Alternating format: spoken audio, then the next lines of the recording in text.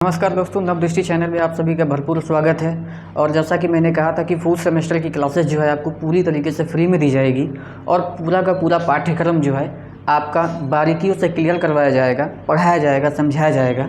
तो ठीक वैसे ही जो है आपसे जो है कक्षा स्टार्ट की जा रही है और बिल्कुल भी चिंता करने की बात नहीं है। जितने भी टॉपिक हैं, जितनी भी चीज़ हैं, सभी चीज़ों को हम एक क्रम से गहराई से पढ़ते हुए जाएंगे, इसलिए चिंता करने की आवश्यकता नहीं है। आप लोग जो है यहाँ पर जो है आसानी से पढ़ाई कर पाएंगे। ठीक है, तो सबसे पहला जो अगर हम स्टार्ट कर रहे हैं वो क्या है, हिंदी कहानी। हिंदी कहानी का पेपर, ठीक है। हिंदी कहानी के पेपर को हम सबसे पहले स्टार्ट करेंगे और हिंदी कहानी में हम सबसे पहली जो कहानी है वो लेंगे हार की जीत।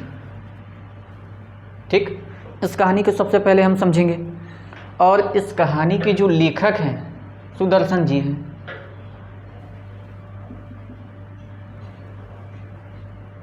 इस कहानी के लेखक कौन है? सुदर्शन जी। तो एक बात तो मैं यहाँ पर दावे के साथ कह रहा हूँ कि आप लोग जो है कम से कम 5 से 10 मिनट अगर आप सही तरीके से यहाँ पर अगर आप बैठे रहें तो इसमें आपको कोई चिंता करने की आवश्यकता नहीं होगी। पूरी की पूरी कहानी आपको जो है आसानी से एक क्रम में जो है आपको पूरी तरीके से समझा दूंगा और ऐसा लगेगा, ऐसा प्रतीत होगा कि आपको पूरी तरीके से याद हो गई है। तो इतना भरोसा करके कम से कम 5 से 10 मिनट रुक जाएं।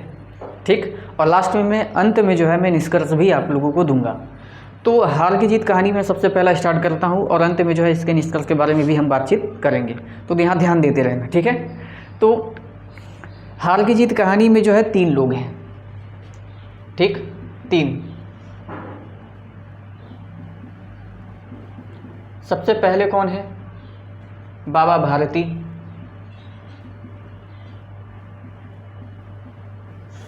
बाबा भारती जी हैं। दूसरा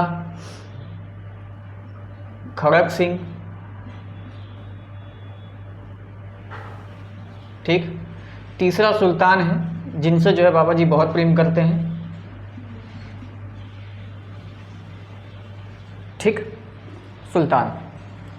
तो इनके बारे में बात करेंगे और इनके मुख्य रूप से जो है यही 2 लोग हैं। तो कहानी क्या है हम स्टार्ट करते हैं।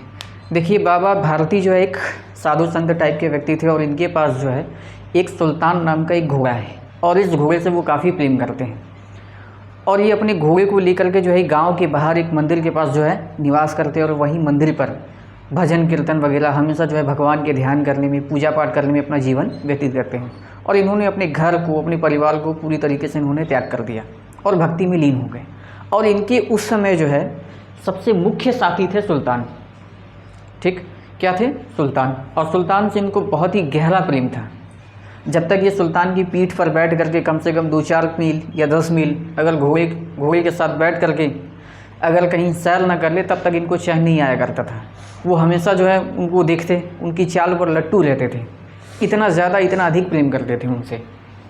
ठीक, तो हुआ क्या कि इनकी घोड़े की चर्चा जो है पूरे गांव भर में फैल गई और पूरे गांव में फैली तो एक उस गांव के जो है सबसे कुख्यात और सबसे नामी डाकू थे जिनका नाम था खड़क सिंह। अब भाई घोड़े की इतनी चर्चा हो रही है कि भाई घोड़ा जब भी दौड़ता है तो हवा की तरह यूं यूं निकलते हुए चला जाता है, इतनी तेज़ दौड़ रहा है भाई। घोड़ा काफ़ी सुंदर भी है, चुस्त भी है। और सभी लोगों के मुंह से चर्चा सुनते सुनते यह बात जो है खड़क सिंह के कानों में चली गई। तो अब खड़क सिंह के मन में यह हुआ कि भाई घोड़े की तारीफ़ तो बहुत हो रही है, चलते हम भी थोड़ा जा कर के एक नज़र देख आए। इनके मन में यह इच्छा उठी तो ये सोचते हैं कि अब चलते हैं भाई, रहा नहीं जा रहा है, बहुत तारीफ़ें हमने सुन ली हैं। तो फिर ये अब चल पड़े। बाबा भारती बेचारे घोड़े को सहला रहे थे, बैठे हुए थे ध्यान में। खड़क सिंह जी आए, प्रणाम करके बैठ गए वहाँ पर। अब बाबा जी आँख खोले तो फिर खोलते ही बोले कि बताओ खड़क सिंह, क्या बात है, यहाँ किस काम से आपका आना हुआ? तो खड़क सिंह जी जो है प्रणाम करते हुए, हाथ जोड़ते हुए कहते हैं कि भाई मैंने आपकी घोड़े की तारीफ़ बहुत सुनी है बाबा जी। मैं आपकी घोड़े जो है उसको मैं सुल्तान को देखना चाहता हूँ। तो बाबा जी तो भाई अब थोड़ा घमंड से भर गए, यूँ अकड़ कर के, अरे वाह, मेरे घोड़े की चर्चा जो है भाई हर जगह पर है। देखो खड़क सिंह आया है मेरे यहाँ पर जो है घोड़े को देखने के लिए। घमंड से बोले कि यार कोई बात नहीं है, दिखाएंगे, मेरा घोड़ा बहुत ये है, ऐसा है, जब चलता है तो ऐसा लग रहा है कि मोदी को देख करके वो नाच रहा हो। ज़बरदस्त तेज़ दौड़ता भी है। इस तरीके से वो लगे क्या करने, अपने घोड़े का बखान करने लग गए। तो ये जो है घमंड भरे जो है बात करते हुए खड़ग सिंह को घोड़े के अस्तबल के पास लेकर जाते हैं। वहाँ पर जो है घोड़े को दिखाते हैं, और जब खड़ग सिंह पहली बार इस तरीके का बांका घोड़ा देखता है, उसकी नज़रें जो है फटी की फटी रह जाती हैं। छाती पर जैसे लग रहा है कि सांप लूट रहा है कि मैं इतना नामी डाकू हूँ, मेरे पास ये चीज़ें होनी चाहिए थी, लेकिन बताओ इस बाबा जी के पास है, इनके पास रह कर के क्या फ़ायदा है। अब उसके मन में और इच्छा जगी, कहने लगा कि एक काम कीजिए बाबा जी, अब घोड़े को अगर मैं चलता हुआ न देखूँ, घोड़े को अगर दौड़ता हुआ न देखूँ तो फिर मैंने क्या देखा। तो एक काम कीजिए, आप थोड़ा दिखा भी दीजिए। और भी बाबा जी और थोड़ा घमंड से फूल गए। तो कहा ठीक है। बाबा जी बैठे और घोड़े को दौड़ाया, तुबुक दौड़े हैं, है ना। तो हुआ क्या, घोड़े को देख लिए। अब तो भाई खड़ग सिंह ने ठान लिया, क्योंकि उसके अंदर एक आदत थी कि जो चीज़ उसे पसंद आ जाती थी वो उसे छीन लिया करता था। हर कीमत उसे चाहिए होता है। अब वो चाहे सही तरीके से मान कर दे दे या फिर वो चाहे छीन ले। तो वो जाते जाते जो है बाबा भारती से कहकर जाता है कि देखिए बाबा, ये घोड़ा तो मैं अब आपके पास रहने ना दूंगा। अब इस बात को सुनते ही बाबा भारती जी के मन में जो है पूरी तरीके से चिंताएं भर जाती हैं। उथल पुथल दिमाग में मचा हुआ है, सब समय वो परेशान है सुल्तान को लेकर के। खड़ग सिंह बोल कर गया है भाई हो सकता है कि घोड़ा जो है मेरे पास न रहने दे, और इनको घोड़े से बहुत ज़्यादा ही लगाव था, बेटी की तरह वो माना करते थे उनको। अब हुआ क्या, अब ये परेशान है, लगातार जो है रात को सोते वक्त जो है घोड़े की पहरेदारी कर रहे हैं, अस्तबल के पास सो रहे हैं। इसी तरीके से करते करते लगभग कई महीने बीत गए, और इनके मन में जो भय था घोड़े के चले जाने की, वो भय अब दूर हो गई। उन्होंने सोचा कि यार छोड़ो, झूठा सपना ही था, भूल जाते हैं, क्या दिक्कत है। अब तो डर वोल है नहीं, क्योंकि घोड़ा तो वो लेकर नहीं गया, कई महीने बीत गए हैं, इस बात को हो सकता है कि वो भूल गया होगा। अब इस चिंता को छोड़ करके वो घोड़े पर सवार होकर के चले गए सैर करने के लिए। हुआ क्या, सैर करते करते हुए वो जा रहे थे, तभी अचानक जो है रास्ते से जा ही रहे थे, वृक्ष के नीचे एक भिक्षुक पड़ा हुआ था, ठीक, एक कंगला पड़ा हुआ था। और जैसे ही बाबा भारती वहाँ से गुजर रहे थे, तो वैसे ही जो है खड़ग सिंह जो है पुकारते हैं कि अरे जरा इस कंगले की भी सुनते जाओ। बाबा भारती तुरंत ही अपने घोड़े को रोकते हैं, वहाँ पर रुक कर वहाँ पूछते हैं कि भाई बताइए आपको क्या तकलीफ़ है, आपकी समस्या क्या है। तो फिर वो वहाँ पर कहते हैं कि मुझे यहाँ से जो है रामावाला जाना है, यहाँ से 3 मील दूर है, लेकिन मैं जा पाने में असमर्थ हूँ। तो बाबा भारती जी यहाँ पर थोड़ा संकोच की भावना में पूछते हैं कि भाई आपको जाना कहाँ है, पूछते हैं कि किस व्यक्ति के पास जाना है, ठीक। तो वो कहते हैं कि उस गांव में जो है रामावाला में एक वैद्य है, उनके यहाँ पर मुझे जाना है। तो बाबा भारती कहते हैं ठीक है, कोई बात नहीं, आप आओ, मैं आपको घोड़े पर चढ़ा देता हूँ और लगाम पकड़ करके धीरे धीरे लेकर जाऊँगा। लेकिन हुआ क्या, जैसे वो घोड़े पर बैठाते हैं, लगाम अपने हाथों में ही है, अब घोड़े पर जो है खड़ग सिंह को बैठा दिए। उनको ये बात पता नहीं है कि जो बैठा हुआ जो है भिक्षुक वो क्या है, वो एक खड़ग सिंह डाकू है, उन्हें नहीं पता है। और उन्होंने जैसे ही उनको बैठाया, थोड़ी ही दूर गए थे, लेकर जा ही रहे थे, सहसा उनको झटका लगी, और झटका लगते ही उनके हाथ से लगाम छूट गई, और जो वो बैठा हुआ था व्यक्ति भिक्षुक, वो तनकर बैठा और लगाम पकड़ के घोड़े को भगाया जा रहा है। तभी उन्हें याद आया कि अरे ये तो खड़ग सिंह है, घोड़ा लिए जा रहा है, अब इनकी जो है जान छूटी जा रही है। तुरंत कहते हैं कि ज़रा ठहरो। घोड़े से कई अधिक ज़्यादा चिंता उनके जो है समाज की थी।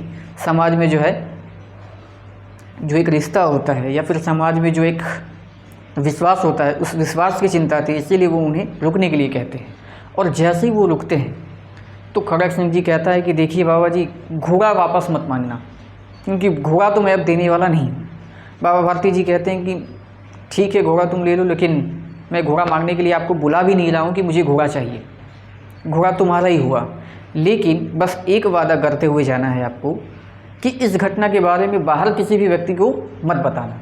अब खड़ग सिंह जो है भाई स्तब्ध रह गया कि भाई इनका घोड़ा जा रहा है, ये नहीं चाहते हैं कि किसी और को पता चले कि इनका घोड़ा मैंने इस तरीके से छीन लिया है।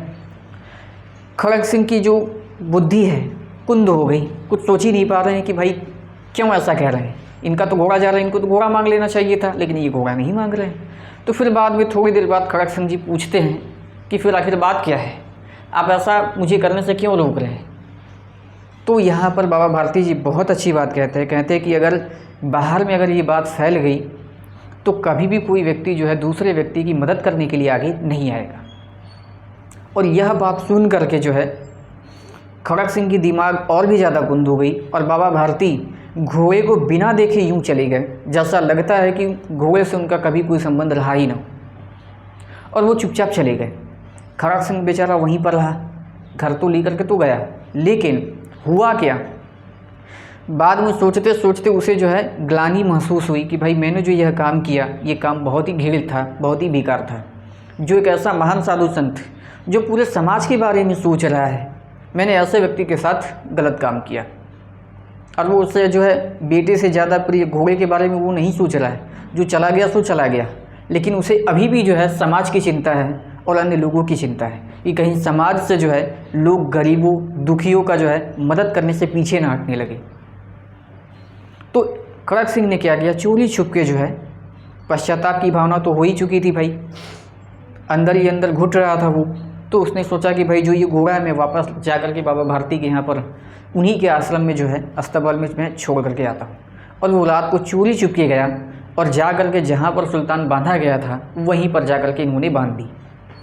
और उस वक्त जो है खड़ग सिंह की आंखों से जो है पश्चाताप की आंसुएं टपक रही थी। सुबह हुई, सुबह होने के बाद बाबा भारती की नींद खुली। अब नींद खुलते ही उनकी सबसे पहली आदत थी कि वो सबसे पहले जो है सुल्तान से मिलने के लिए चला जाया करते हैं। अब जैसे ही वो घर से बाहर निकले तो उनकी कदम जो है अस्तबल की ओर चल पड़े, लेकिन सहसा उनको याद आया कि भाई घोड़ा तो मेरा जो है जा चुका है, सुल्तान तो जा चुका है, तो फिर मैं अब क्यों जा रहा हूँ वहाँ पर। फिर वो जैसे ही मुड़ने वाले होते हैं तो घोड़ा जो है अपनी मालिक के जो है ये पदचाप है, यानी कि जो उनके पैरों की आवाज़ जो है, आहट जो है, वो घोड़ा भांप लेता है और तुरंत ही हिनहिनाने लगता है। तो जैसे ही वो हिनहिनाता है बाबा भारती जी समझ जाते हैं कि कोई ना कोई तो भीतर है। वो भाग कर जाते हैं, देखते हैं कि सुल्तान खड़ा है और फूट फूट कर रोने लगते हैं और घोड़े को पकड़ करके उसे सहलाने लगते हैं, माथे पर उसके जो है पप्पियाँ लेते हैं, ठीक, और जी भर के उसे गले लगाते हैं, कहते हैं कि मेरा बेटा फिर से मुझे वापस मिल गया, ठीक। तो इस तरीके से जो है बाबा भारती की जो है हारने के बावजूद भी वो जीत हासिल हुई। लेकिन यहाँ पर मुख्य रूप से जो है यहाँ पर जीत या हार की बात नहीं है, यहाँ पर जो है लेखक कुछ और ही बताना चाहते हैं। एक बात और, ये जो हार की जीत जो कहानी है इसमें मुख्य रूप से जो है आपको क्या देखने को मिलेंगे, आदर्शवाद और थोड़ी बहुत जो है आपको यथार्थवाद भी देखने को मिलेंगे, आदर्शवाद और यथार्थवाद, लेकिन ज़्यादातर जो है आपको आदर्शवाद ही मिलेंगे। आदर्शवाद का मतलब यानी कि जब भी कोई लेखक अपनी कोई भी कहानी या कुछ भी अगर लिख रहा हो, अगर उसका मकसद यह है कि समाज को जो है कुछ संदेश दे, कोई बढ़िया बात बताए या फिर समाज को कुछ सिखाए, तो ऐसे को हम कहेंगे आदर्शवाद। और यथार्थवाद का मतलब यानी कि जो सच्चाई है मैंने उसी को उसी रूप में प्रकट कर दिया। तो थोड़ी बहुत यहाँ मात्रा में जो है इस कहानी में यथार्थवाद है। सच्चाई है कि वाकई में कुछ लोग जो है इस तरीके का काम करते हैं, जो आजकल जो है इस तरीके के काम हो रहे हैं, तो थोड़ी बहुत सच्चाई इस कहानी में जो है आपको देखने को मिलेगी। तो थोड़ा यथार्थवाद है और आदर्शवाद भी है। यहाँ पर अगर हम निष्कर्ष की अगर हम बात करें, ठीक, निष्कर्ष, तो निष्कर्ष के रूप में अगर हम बात करें तो निष्कर्ष के रूप में यह है कि सुदर्शन जी जो है इस कविता के माध्यम से यह बताना चाहते हैं कि जो व्यक्ति अगर सत्यनिष्ठ हो, सत्य के मार्ग पे चलने वाला हो, समाज की ओर ध्यान देने वाला हो, तो ऐसे में उस व्यक्ति की जीत हमेशा होती है। और साथ ही साथ इन्होंने यह भी बताया है यहाँ पर कि कभी भी जो है कोई ऐसा काम ना करे कि जिसकी वजह से जो है समाज में लोग एक दूसरे की मदद करने से पीछे हटने लगे, ठीक। तो ये रहा इनका निष्कर्ष। अगर कहानी में अगर आपको कहीं भी कोई दिक्कत है तो बताइए, कहीं भी ऐसा लग रहा है कि कहानी हम नहीं समझ पाए हैं, कहीं भी कोई दिक्कत हो या फिर निष्कर्ष में कोई दिक्कत हो, अभी हम उतना चर्चा नहीं करेंगे। आदर्शवाद और यथार्थवाद में उतना मत जाइएगा। जो बच्चे यूपीएससी जिनका हिंदी लिटरेचर ऑप्शनल है उनमें हम इन सभी चीज़ों को डिटेल में बात करेंगे, लेकिन ये अभी उतना आपको ध्यान में नहीं देना है। यहाँ पर मुख्य रूप से कविता क्या है, यहाँ पर मुख्य रूप से कविता जो है कुछ माफ़ कीजिएगा, ये जो कहानी है मुख्य रूप से आपको कुछ सिखाना चाहती है और इसी उद्देश्य से यहाँ पर लिखा गया है, ठीक है। यहाँ तक आपको कोई दिक्कत है? चलिए, तो आज की कक्षा हम यहीं तक रखते हैं और अगली कक्षा में जो है हम बाबा भारती जी की जो है चरित्र चित्रण और खड़ग सिंह जी की जो है चरित्र चित्रण, इन सभी चीज़ों को लेकर के आएंगे। और हाँ, अब थोड़ा जो है बैठने की आदत आप लोग डाल लीजिए, कम से कम 1-1 घंटे अगर बैठने की आदत है तो ठीक है। नहीं तो कई बार होता क्या है कि वीडियो थोड़ी सी लंबी गई तो बच्चे बार बार वीडियो क्लिक करके देखते हैं, है ना, क्लिक करके देखते हैं कि नहीं टाइमिंग गया या नहीं गया, बहुत लंबा जा रहा है यार। ठीक है, तो थोड़ा बैठने की आदत डालिए आप। और अब जो है कक्षा इसी तरीके से चलेंगी। कैसा लगा नहीं लगा वो कमेंट करना है, लाइक और सब्सक्राइब भूल जाइए। कई लोग कहेंगे लाइक कर दीजिए, वो कर दीजिए, सब्सक्राइब कर दीजिए, सब कुछ कर दीजिए, ऐसा नहीं है। मेरे लिए सबसे बड़ी चीज़ ये है कि आप कमेंट ज़रूर कीजिए कि आपको कैसा लगा। कहीं भी अगर कोई दिक्कत भी हो तो वो भी आपको बताना है। और हाँ, कहीं अगर आपको लगता है कि नहीं मेरे अंदर ये दिक्कतें हैं, मैं यहाँ पर सही तरीके से नहीं समझा पाया हूँ, या फिर मुझे ये चीज़ें सुधार करनी है, तो वो भी आप बताइएगा। तो चलिए आज की कक्षा हम यहीं पर समाप्त करते हैं, मिलते हैं अगली कक्षा में। जय हिंद।